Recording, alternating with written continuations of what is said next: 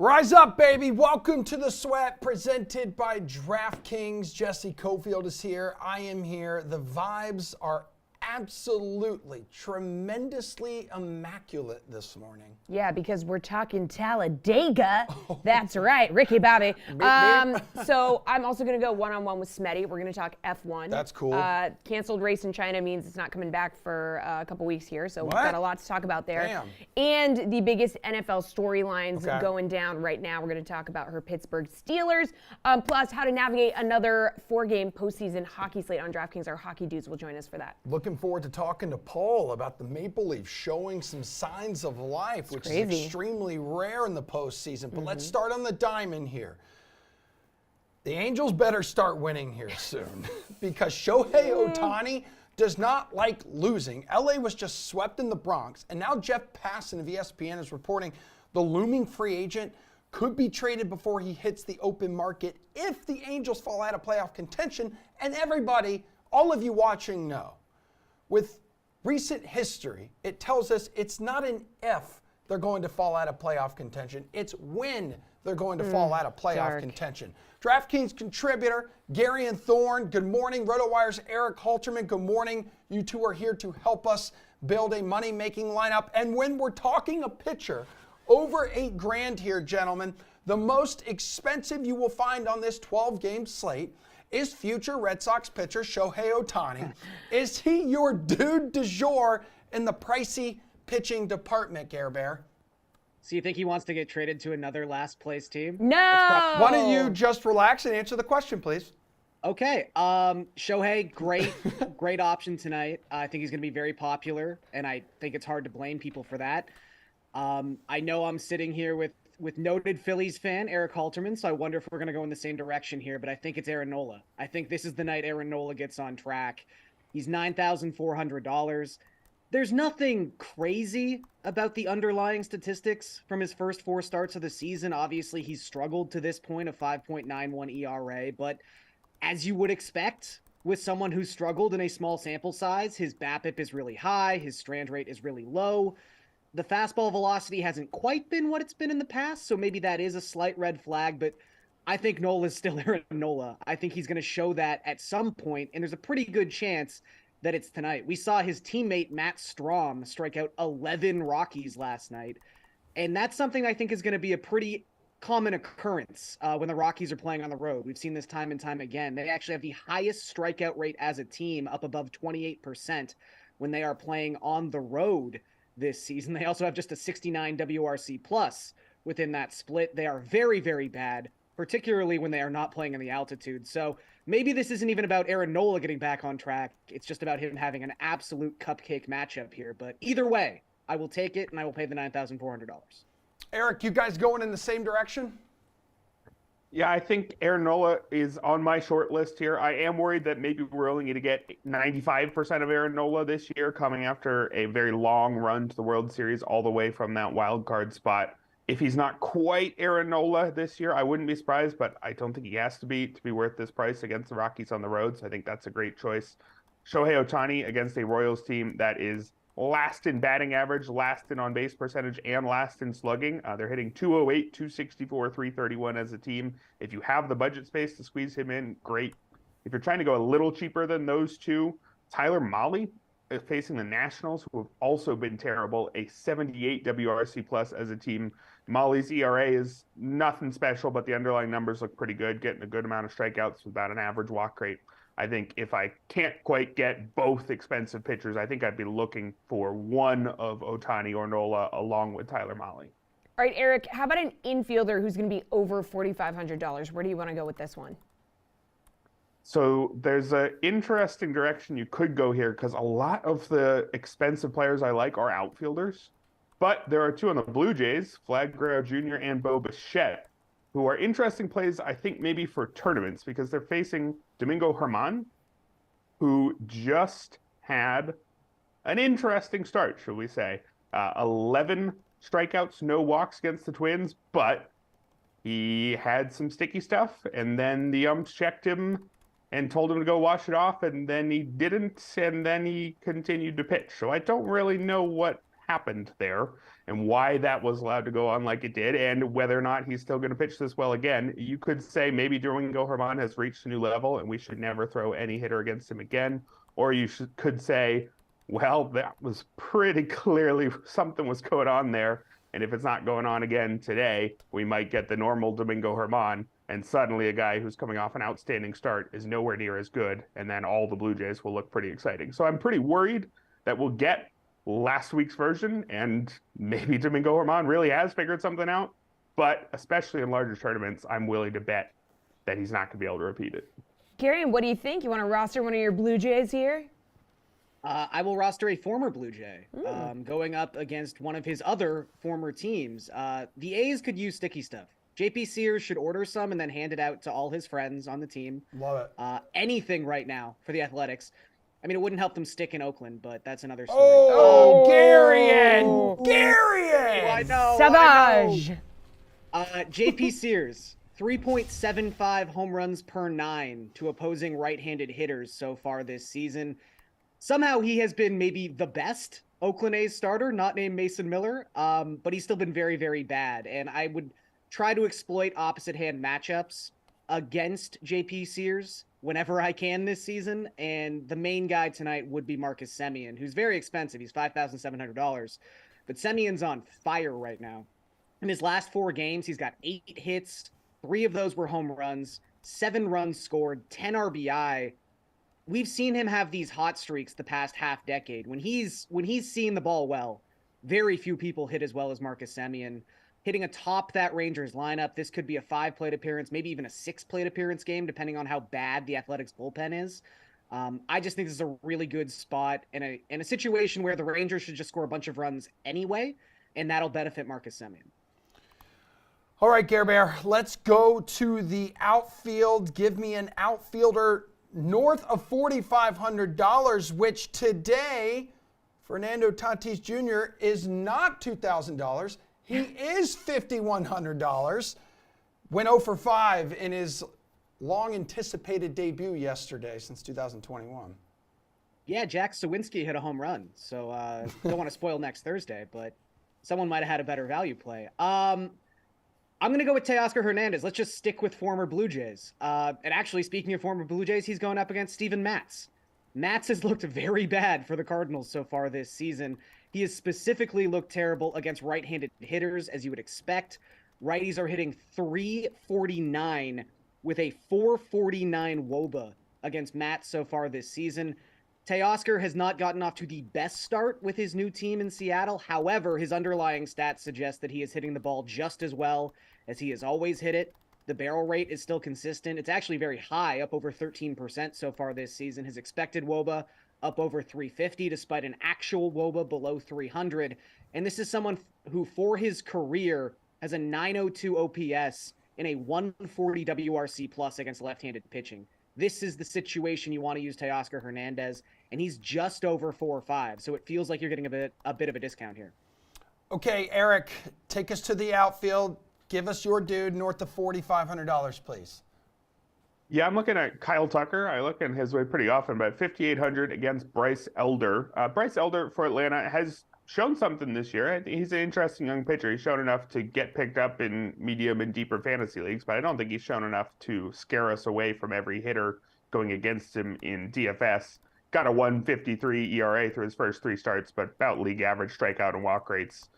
I think he's a fine pitcher, but again, I don't think he should scare us away from guys as good as Kyle Tucker, who is basically just the Kyle Tucker we've always seen, except that maybe he's even better this year. The only real difference is his walk rate is suddenly huge, 18.5%, well above his strikeout rate, which is 13.6%. He's always kept the strikeout rate low, but hasn't walked a ton, so it's more that he swung a decent amount and hit everything and hit it hard. Well, he's still hitting everything and hitting it hard, and he's showing better plate discipline than ever before.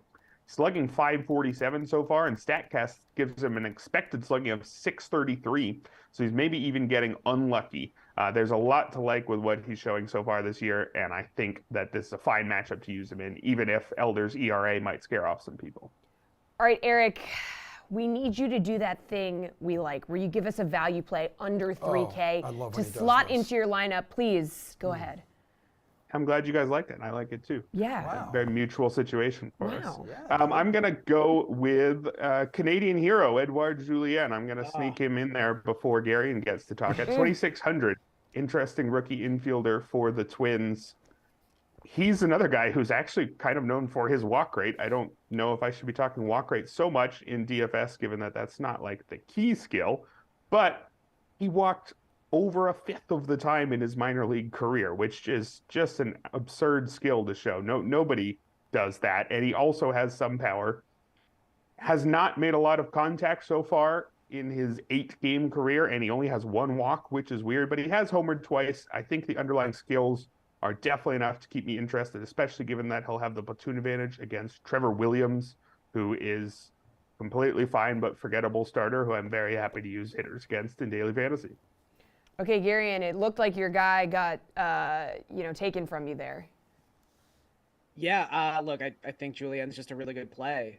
This is a classic case where it sometimes takes a little while for the DraftKings algorithm to catch up on some of these top prospects getting called up. I mean, heck, Jared Kelnick, who hasn't been a top prospect in 3 years, is still sub 4K most nights. It just kind of get locked into these patterns, and you can really keep exploiting them until they fix it. We saw Julien hit third for the Twins yesterday against a right-handed pitcher. Byron Buxton was off, so I assume Buxton's going to play. That probably pushes Julien back to like the 5th spot where he hit against a right-handed pitcher on Tuesday, but that's still perfectly fine for someone who's less than 3K, and as Eric said, has demonstrated a lot of power. Yes, he walks, and that's not the best scenario for DFS, but he's shown it through his brief time in the majors and specifically during his run at the WBC. This guy's got a lot of power and a lot of upside for less than 3K. dudes, your job here is done. And you were both absolutely excellent. Thank you so much. We're going to dish out some DFS plays and some best bets on the ice coming up. But first, we're just under a week away here from the NFL Draft and our NFL Draft special. It's going to be sponsored by H&M. And Greg Cosell has been giving Ross Tucker the lowdown on all the prospects on the Ross Tucker Football podcast lately. Yeah, so Will Anderson will probably be the top defensive player selected. So the question is, how are his skills going to translate to playing on Sundays? Here's what Greg thinks. Feels to me, Greg, like the best guys right now are either really good benders and unique movers, or tremendously gifted with their hands, like a Nick Bosa, a Joey Bosa, really know how to use their hands. I don't know. Do you feel like Anderson fits either one of those categories? He's closer to the second than the first. I wouldn't, again, you can find examples with really good prospects of everything, but just because and again, some people believe if you see it once, that means it's in the guy's body and you can build upon it. That's fair. There's a lot of coaches who believe that. So I'm not, and that's, like I said, that's very fair. But I think his game is much more built on power. I think there are really good examples of him using his hands efficiently and effectively. I don't think he's one of those guys that has that motorcycle lean. I don't think that he's truly a guy that when he clears the top of the pass rush arc, that he can flatten his rush path without extra steps and then close with burst to the quarterback. I don't think that's his game. And you're 100% right. You can be a really good player and be an explosive physical power player as a pass rusher. So that to me is what he is. All right. We are back here on The Sweat, ready to welcome in DraftKings contributor Jeff Ulrich, RotoWire's Paul Bruno for NHL morning skates. 4 playoff games. All right, we got to talk about them. Yes, we are. But first, I don't know, Paul, how are we feeling today, the boys. Man? They're showing. It's like they're not dead yet. Of course they're not dead yet. They wiped the floor with the Bolts last night. This is going to be a long series, and I think the Leafs are ready for it. I think they answered the bell on a lot of questions last night. You know what? It's a good thing that they won that game last night because the Lightning in franchise history have never lost a series when they go up 2-0. So you guys are right back into the mix here. Ulrich, I think only 2 of the current series going on are not at a 1-1 split right now, and the Rangers now have a 2-0 series lead over the New Jersey Devils. How surprised are you by that? A little bit. It's not so much that I was doubting the Rangers. The Rangers have a ton of talent. They just didn't really gel well down the stretch. And I mean, I just had a very high opinion of the Devils. So that one has definitely surprised me to see the Devils basically outscored 10-2. But, I mean, they're a young team. The Devils are a young team. There was always going to be question marks. There's still question marks in net. But kudos to the Rangers for really just getting it together when it mattered. I think that's the biggest thing. They added some veteran presence there. And obviously it's showing now that it's the playoffs. All right, fellas, let's get into the slate here. 4 playoff game 3s. Love okay. That. Let's go. So, Paul, just hit me with your favorite DFS play on the whole slate. Well, on a short slate, you got to get a winning goalie, and there's a couple of cheap options here that I'm leaning on. Alex Lyon has really showed well for Florida since he took control of the crease late in the regular season, and he's had a pretty nice start to his playoff. And the Boston team, I don't know, I'm a little nervous because they are projecting to play without their captain again, and I don't think any team misses a single player more than the Bruins miss Patrice Bergeron. That's my opinion on that one. And then I've talked about the Islanders being down 0-2. I mean, are they dead? No, not at all, because they haven't lost the game at home yet. And so unlike the other series that's 0-2, the home team did lose twice. So it's a bit different situation. And the Carolina club looks vulnerable because they've lost 2 of their top 6 forwards to injury. So that's a big key factor for me. And then up front, take a look at a couple of offensive pieces, always starting with a look at the big boys. And McDavid's priced out of sight, $10,400. But how about Leon Draisaitl at $8,300? Yes, please. I'll take a bit of that action. Oh, yeah. And then I'll go a little bit lower to complement him with another center in Dallas, Rupe Hintz, centering the number 1 line in hockey much of this season. And he's priced at only $6,800. All right, Jeff, what do you think? Favorite DFS play on this short slate here? Yeah, look, I think Paul and I are going to be on the same page here with Florida. And I mean, going to Florida right off the bat here, Sam Bennett is only 5,200. All the talk in this series has been about Patrice Bergeron not playing. The Panthers got Sam Bennett back last game. Nobody talked about it. He came in centering the second line beside Tkachuk. 7 shots on goal and a goal. This guy's only 5,200 for DFS. Absolutely one of the best values out there. You can pair him with Tkachuk or Verhaeghe and just get a nice, a two-man stack, a 3-man stack, however you want to play it. And also, I would look at Evander Kane really hard tonight, 5,800. Kane has not been great the first 2 games, but, we're going into LA. The lights are a little bit brighter. He used to play in California. I would not be shocked if Evander Kane showed up tonight. Always capable of a multi-goal game there. He's only 5,800 playing alongside Draisaitl, Paul's guy there too. And Paul, when we're talking best value play in DFS tonight, you mentioned the Bergeron situation. Pavel Zacha's done an admirable job filling in for him. Yeah, and he's on my short list of guys to keep an eye on tonight. He's in a great spot playing alongside Marchand. That's a great situation for him, getting the high leverage minutes there for that cheap price. So definitely somebody to consider. How about a bit of a contrarian play in Los Angeles game, though?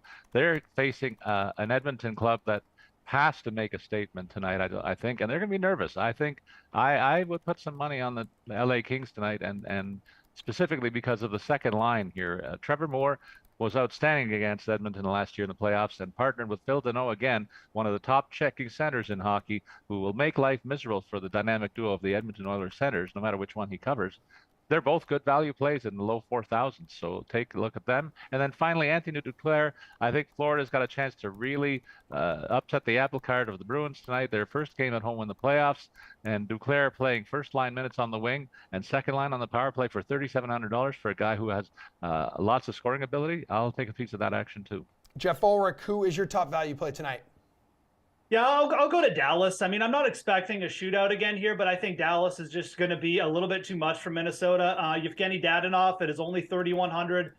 He played over 15 minutes. Actually, he actually played over 20 minutes in the first game. That was obviously OT included, but he's getting solid minutes, solid opportunity here for Dadonov. 2 goals in the last game, obviously, but it's more than just the recency bias here.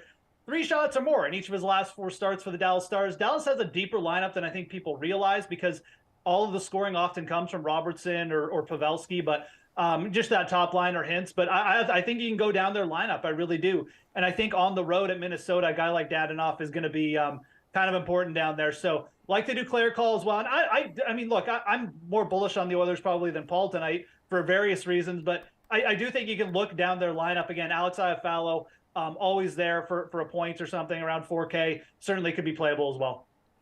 All right, let's go to the sports book. What is your favorite bet from the Eastern Conference Game 3s, Paul? Ooh. I'm looking at both puck lines here on the Eastern Conference side tonight.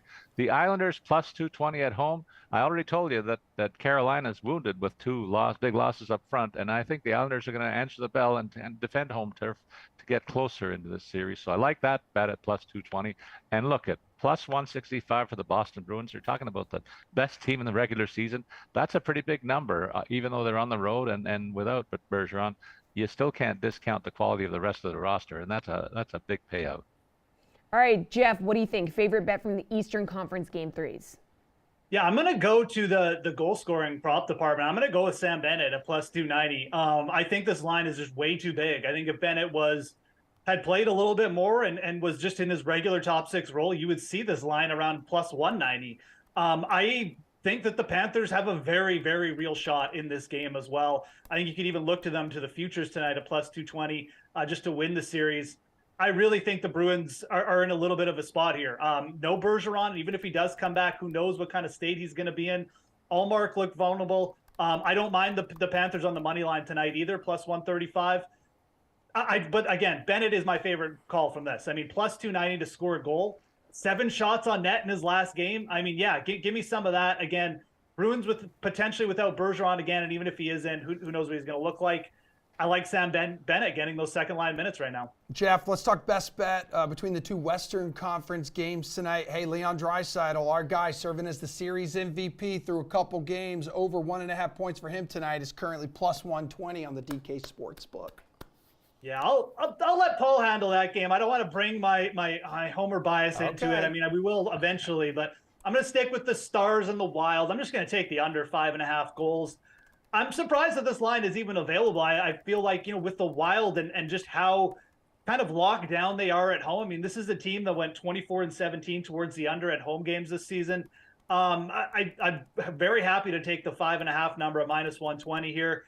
You look at the Dallas Stars, obviously their offense popped off, and I'm not shocked that it did, but I think you're going to see a much more buttoned down kind of just even game here by the Minnesota Wild. Try and keep this close, maybe try and win it later in OT here. So really like the under in that game. And like I said, maybe Paul has some more thoughts on Edmonton and LA. All right, Paul, which of the two Western Conference games tonight are you looking at for your best bet? I'm looking at both of them, and I'll talk about both of them. I'll start with the Dallas puck line, bet plus 235 over Minnesota on the road. Look, I think Dallas is by far the better team here. They got way more structure on defense. I trust their goaltending more, and let's call the forwards a bit of a soft, maybe a bit slight edge to Dallas. That's enough of a lean to cause me to take a look at that big number and feel pretty good about it. Like, how about the Edmonton Oilers? You know what? I'm going to show some love for Jeff tonight. I think it's going to be a high-scoring game. That puck line at 170 is very inviting as well. So I'm looking at 4 puck line bets here on the 2 games, and I can make I believe in each of the picks that I'm making. Edmonton could win a high-scoring affair and pay out at plus 170 very easily if their big guns answer the bell. I like that call. 6-4 Oilers, Emerson. Oh, this is it, baby. Oilers guys. Oil up, baby. All right, Oil guys. up. Appreciate the time as always. Thank you so much. That's all the time Jeff will we be back have later. for hockey. Jeff will be back later, but Jess Smetana is going to join the program next to talk what's going on in F1 and should the draft stick to warm party cities like Miami and kind of like how the Super Bowl does because it's in Kansas City this year, which is not exactly a spring break destination. Good food. Yo, DraftKings, y'all got the most ways to bet on NBA players. I'm hyped. Hitting props, that's my dog.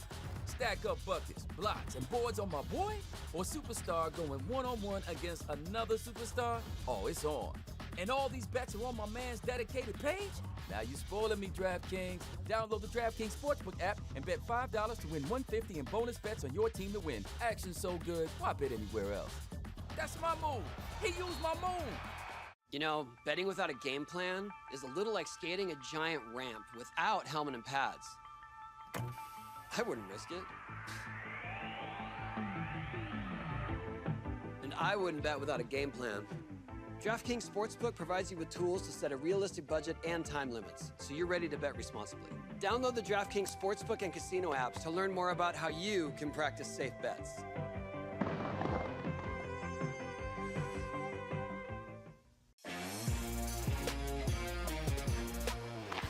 This season, DraftKings Sportsbook is your place to bet on the greatest sport on ice. There's so many ways to get closer to the game. And with this latest offer, you can win big. Now that is deserving of some victory stick taps. Download the DraftKings Sportsbook app, sign up with the promo code, and take advantage of this great offer. And get in on the action with an official sports betting partner of the NHL.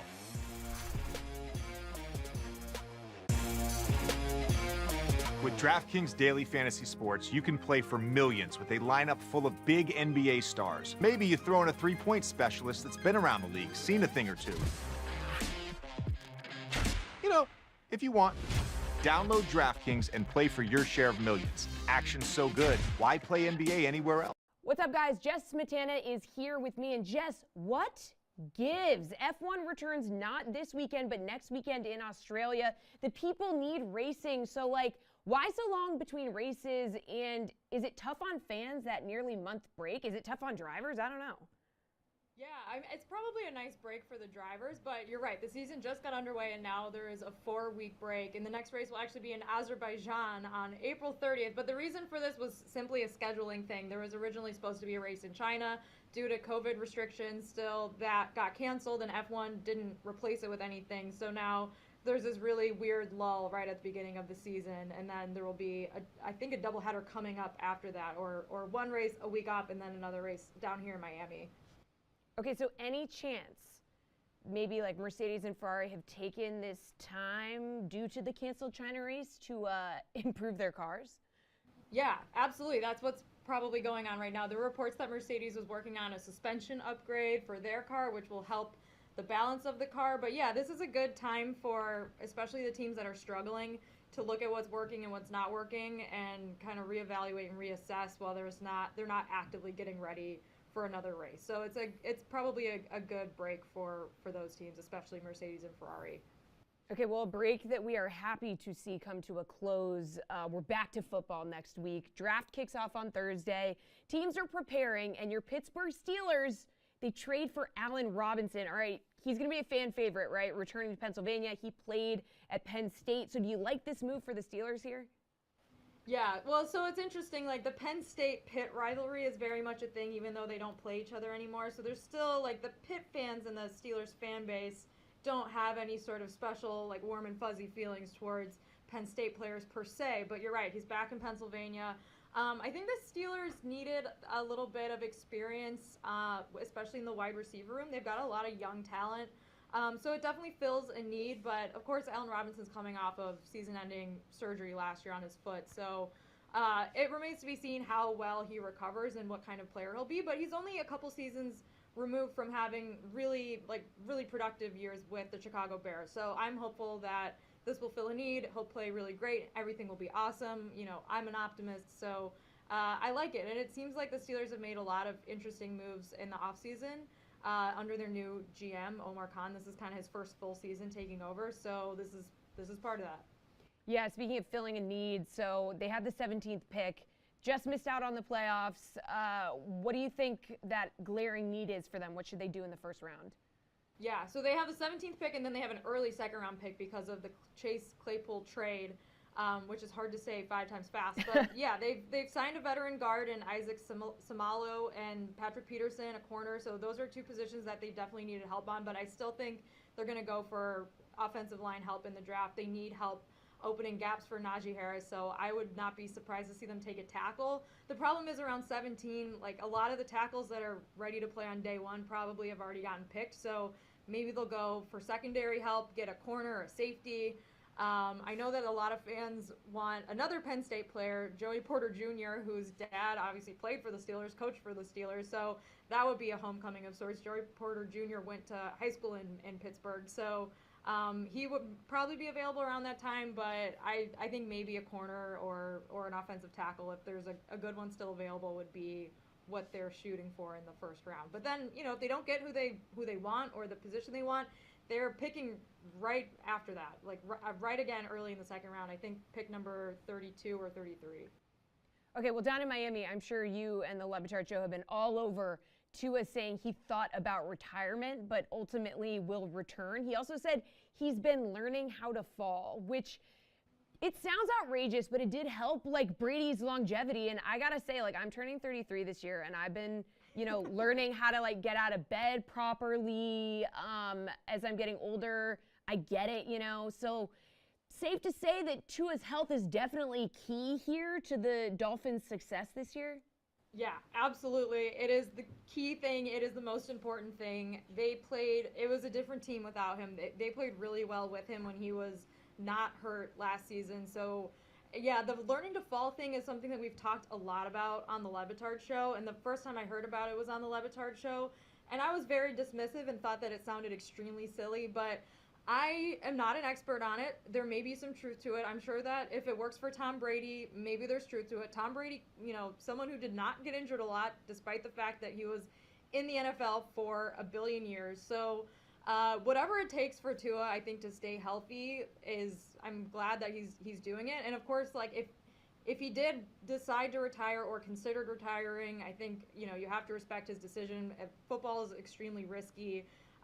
So I'm glad to hear that he's coming back because I enjoy watching him play, but certainly I was not surprised to hear that, but I'm also not surprised that he's coming back to the Dolphins because he's young and he's got hopefully a bright future ahead of him, especially the way the team played last season. So, I mean, if there's anything to learning how to fall, maybe we'll find out this season if he, does a Tom Brady and kind of makes himself pliable, right? That's the Tom Brady thing. Yeah, and like don't eat any nightshade vegetables.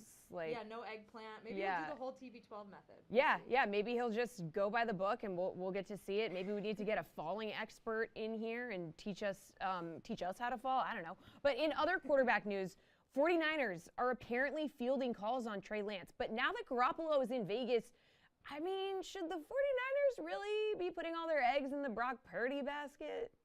Yeah, it's interesting. So it sounded like the reports were that teams were reaching out to them about Trey Lance. So I'm not sure how serious those conversations are. But I think if you're the 49ers, if you're any team with two pretty good, young, decent seeming quarterbacks on your team, like Brock Purdy played really well. There's no reason not to think that he could still be that quarterback next year, even though he will also be coming off of a pretty serious injury that he got obviously in the playoffs. But you have to take the phone calls and just see what's going on. Trey Lance, I honestly feel bad because of how he got injured at one of the worst times for him. Like last season was supposed to be his season. He was finally named the starter before week 1 and then played like an atrocious game in Chicago in a monsoon and then gets a season-ending injury. So whatever happens, I hope it works out for him. But it makes sense if you're the 49ers to at least see what other teams are interested in because Trey Lance isn't really a known quantity yet. You don't exactly know what his future is going to be in the NFL. So maybe a team that doesn't have a Brock Purdy in the quarterback room wants to take a chance on Trey Lance instead of drafting someone or trading for another veteran. And he could have tremendous upside. Yeah, Brock Purdy becoming Mr. Relevant this year. All right, well, the draft has really exploded in terms of it being an event, right? Moving city to city. It's in Kansas City this year. So how do we feel about KC as an NFL event city? I mean, should they keep the draft rotating through cities on a smaller list, like the Super Bowl? Keep it in warm party cities? I feel like this is such a controversial thing because for the Super Bowl, I will admit, I was the first person to say, if the Super Bowl's ever in Minnesota again, I'm not going back. It's too cold. So I like that the Super Bowl kind of sticks to the same 5 or 6 locations, and they're generally warm, generally pretty fun, and you can do a lot outdoors in January or February. But the draft is at the end of April, and even though when it was in Cleveland, people froze. It was very cold. There's a better chance that you might get some decent weather if you venture outside of those 5 or 6 parties southern cities. So I kind of like that it's been going from city to city because we've seen a lot of NFL fans that will probably never get a Super Bowl have a lot of fun and attend the event, and the crowds have been crazy to watch. So I like it. I mean, maybe if the draft wants to rotate between 10 to 12 cities that probably won't host a Super Bowl, that don't have domes or are in cold states or whatever, and then the Super Bowl just stays in like Miami, LA, Vegas, New Orleans, like stay to the places where I personally want to go. That would be great for me. Yeah, that sounds good. And then we'll just let the draft be in like Detroit. You can have it, okay? We'll just let it. Or like Chicago. Yeah. It's nice. Throw them a bone, right? Okay. Chicago never gets nice NFL things. Let them have the draft. Let them have nice things, okay? All right, Jess. Speaking of nice things, thank you so much for stopping by. We really appreciate it. All right, we're going to kick off our NBA segment by reminding all of you guys and gals at home, you got to check out this sensational six, a 6-leg parlay from our DK Nation and DK Live Twitter account. So it's Jeff Pratt and Chirag here. They start cooking things between the ears. They're not here to explain it, but there is an article that explains this 6-leg parlay, the sensational six, on our DK Nation website. So you got to go check that out right now. Nick Fryer, I'm so glad you are sitting here in studio. Nick Whalen, I'm so glad you are joining us on Zoom right now because Jesse Cofield has a very in-depth question about the sensational six for both of you. Yeah, Nick F, because we talked to you guys like you guys are on The Bachelor, Nick F and Nick W. Nick F, which leg is your favorite tonight out of this? Hey, buddy. I mean, this one seems pretty easy choice. I mean, the Celtics alternate line at +4.5. I mean, they're -5 straight up right now against the spread. I mean, looking at this game, very easily the Celtics could win this one by double digits as they've done throughout the series so far. I know it's in Atlanta, and for some teams, yes, that does matter, but not for this game. All right, Nick W., which leg is your favorite?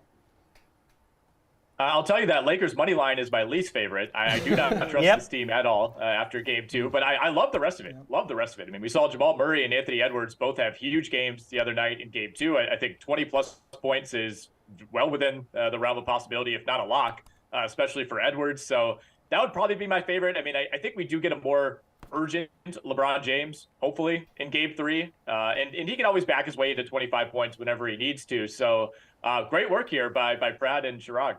Yeah, so the other cool thing with these sensational six is that if it doesn't hit, DK Live is giving away bonus bets later in the week for those who do ride with us. So screenshot the bet slip. You're going to see a tweet next week at DK Live. All the giveaway details will be there, so keep an eye out if it doesn't hit. And that's a big if. Big if. Big if. I don't know. I'm pretty confident about it. So was it +466? I think was the odds you got on that. That is powerful stuff. Let's get to tonight's slate, shall we? Your favorite DFS play this evening, Nick Whalen. Who are you rocking with as your overall best DFS player on DraftKings? Yeah, I have a value play that I really like, but I'll save that one, and we'll kind of talk about some of the higher priced options. First of all, I think I'm staying away from Jokic. At his price, you really need one of those like monster performances, and frankly, he just hasn't had to be that guy through the first 2 games. The Nuggets have been on cruise control. Jamal Murray's been running things. Michael Porter, Aaron Gordon have been contributing. So I don't want to pay the 10-7 for Jokic. I like Donovan Mitchell at 9,300. We saw him go off in game 1 of this series. Kind of handed things off to Garland in game 2, but coming back to the Garden, I mean, this feels like a Donovan Mitchell, kind of explosion situation. And the one thing that worries me is this series has been a little bit slower paced, a little bit lower scoring, so maybe you don't have quite that same crazy upside. But at $9,300, I'd rather roster him than pay an additional $1,400 for Jokic. I'm so glad Jeff Pratt is not here because Lord knows how deep he would go in on the Celtics.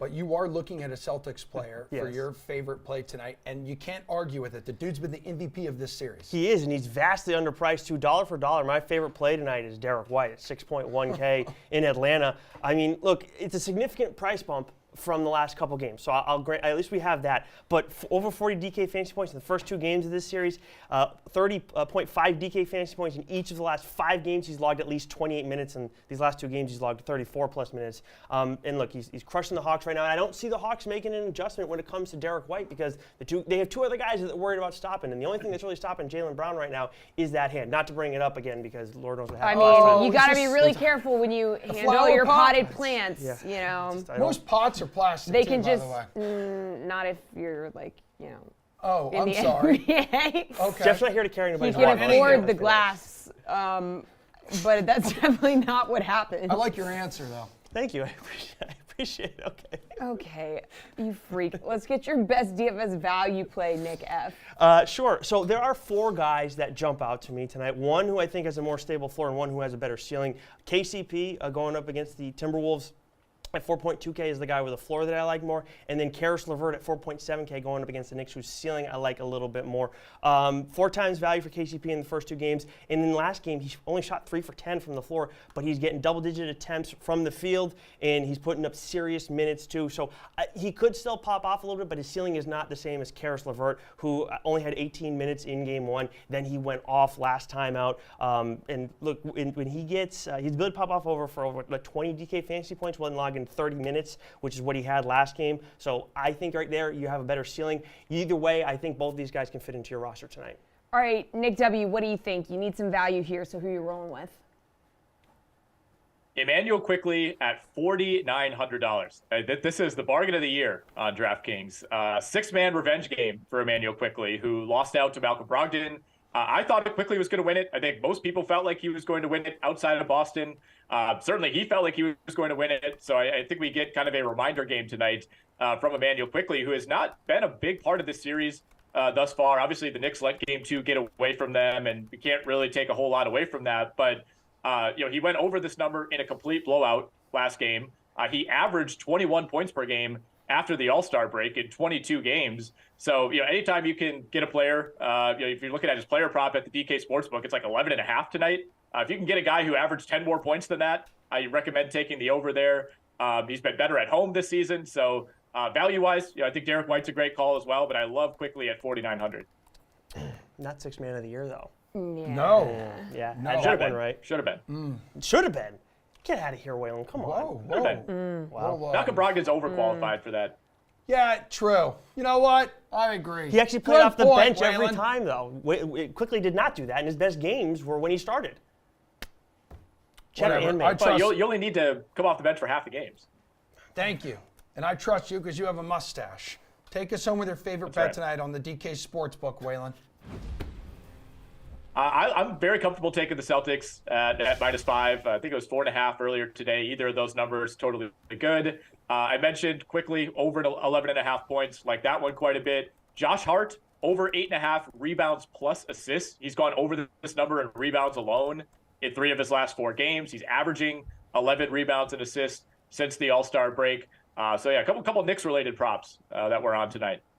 What do you want tonight, dude? So I understand taking the Celtics to cover here. I've talked about it before. But the play that jumps out the most, I was surprised by. I went to try and find Derek White's points prop, and I couldn't find it on DK Sportsbook. But then I went over to the player combo section. And if you look at points, assists, rebounds, Derek White's line right now, 24.5. He scored 24 points in one game and 26 points in the other. So he just needs to get a rebound or an assist. He can very easily do that. You trying to make yourself shorter next to me? Is that what it is? Are you trying to call me tiny? I don't appreciate that. But yeah, as long as he went over this number in all but one game against the Hawks this season. The one exception was when he played 5 minutes in the last game of the regular season. Yeah, it was Howard behind the camera, like his angles of me. This has not been a flattering segment. Okay, for well me or then my let's body. bring it to a close. Thank you, gentlemen. That's all the time that we have for NBA. Now listen, if you ain't first, you're last. Oh, yeah. And who will be coming in first and who will be coming in last at this week's race at Talladega? I don't know, so Jeff and Pierce will tell us next. I know.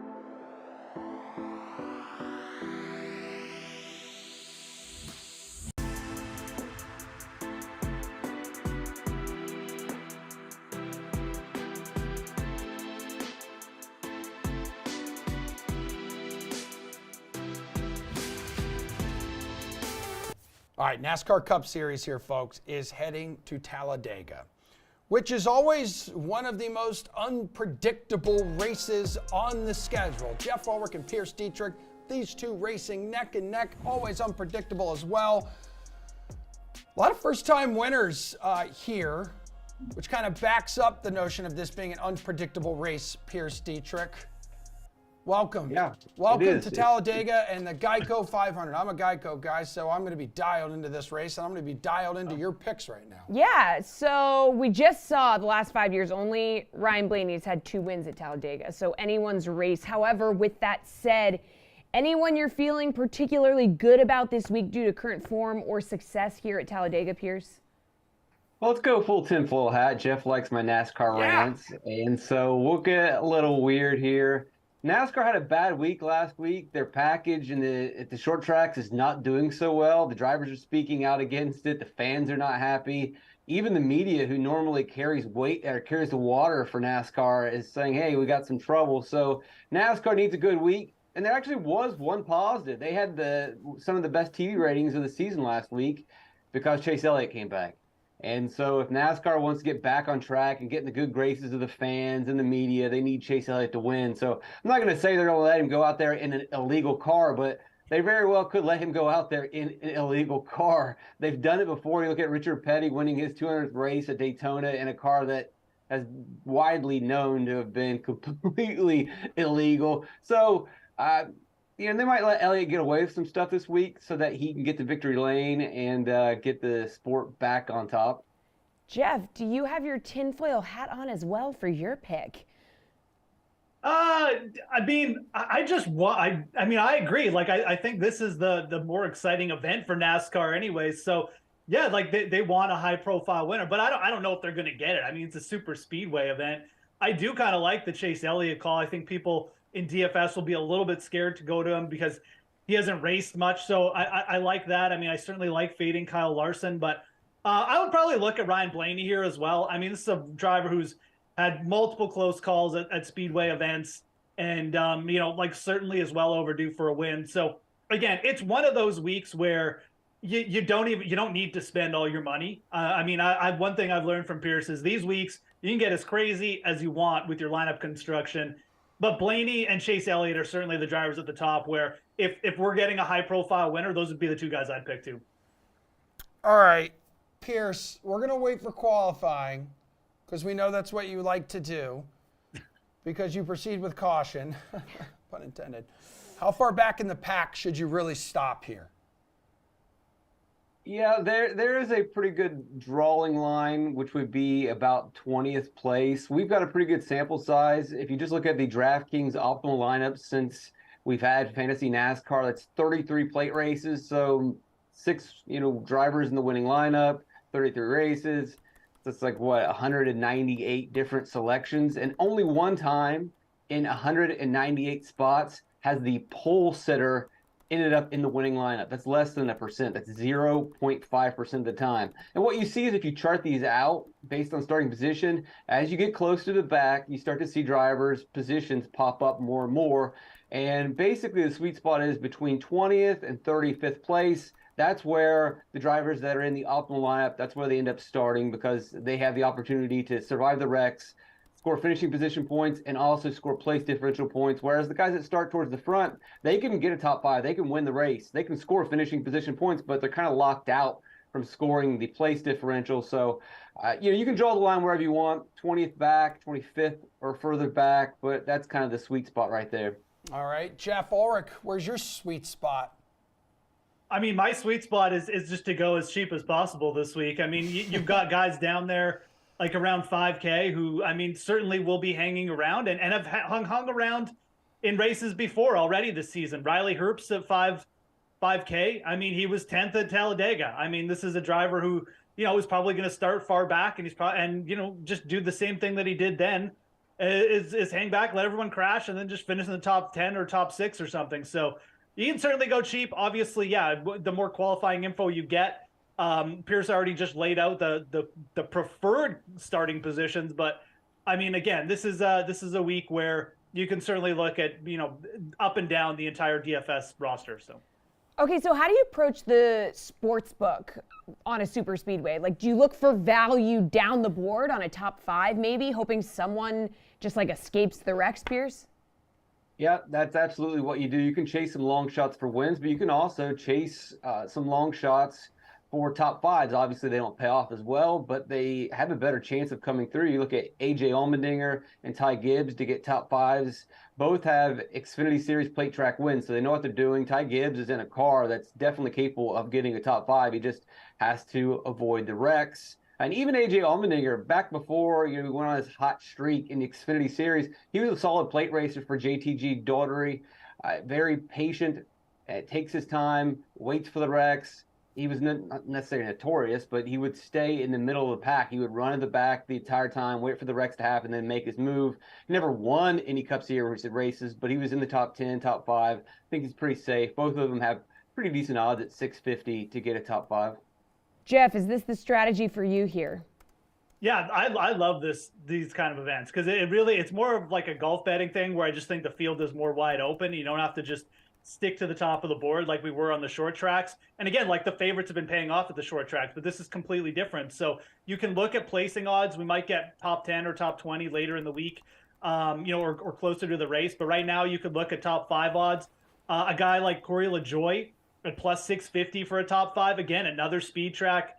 Just kind of, I don't want to call him a superstar, but this is where he's had his best starts. I think LaJoie is even live at plus 5,500 as an outright bet. I mean, we've seen drivers like this certainly do well, or certainly win, I should say, at these kind of races before, come from out of nowhere sort of thing. But Corey LaJoie, a good placing target in my opinion. Eric Jones, who hasn't done much, has a really good track record at this event too. I think he's live at plus 2,800 and certainly plus 350 for a top 5. So you don't have to just bet long shots. There's certainly other drivers. Brad Keselowski at plus 1,500, I think is a solid number you're getting there. But again, it's definitely a week where you want to cover a little bit more of the board than usual. You want to go down, put a couple long shot bets, placing bets in, and maybe pick a guy or two as well, like closer to the favorites. I mean, they're favorites for a reason. They're better drivers and usually in better cars. So, but it's definitely a week where you want to cover a little bit more of the board.